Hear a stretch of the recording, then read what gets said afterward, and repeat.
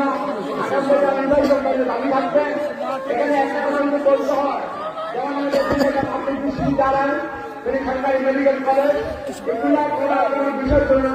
আমাদের এখানে তিনবার প্রধানমন্ত্রী পেয়েছিলাম, দুর্ভাগ্যজনক হয় সরকার নেতৃত্বে ব্যর্থতার কারণে আমরা আমাদের হয়নি। যারা আজকে আমার নতুন করে ওয়াদা দিচ্ছেন তারা পূরণ করবেন, তারা অতীত ছিলেন পূরণ করেন নাই, বরং তাদের মধ্যে ভবিষ্যৎ রক্ষা রাখবেন। আমরা আমাদের সঙ্গে কথা হচ্ছে সমস্যা রয়েছে। এখানে প্রায় হাজার ছাত্রছাত্রীর জন্য এক পরিমাণে ভবন নেই, সেখানে কারণে ট্রেন ছাত্ররা আপনারা ভবনে ক্লাস করতে পারে না। এখানে যতগুলো শিক্ষক দরকার শিক্ষক নেই, ভবন নেই, শিক্ষকদের সমাধান কর্মচারী নেই। এইটা হচ্ছে আমাদের স্বতন্ত্র সমস্যা। এই জন্য আমরা মনে করি এই সমস্যার আগে সরকার গ্রহণ করবেন, কাটিয়ে আমরা আমাদের তিনজনকে এখানে ভূমিকা আসবেন। এরপরে আমাদের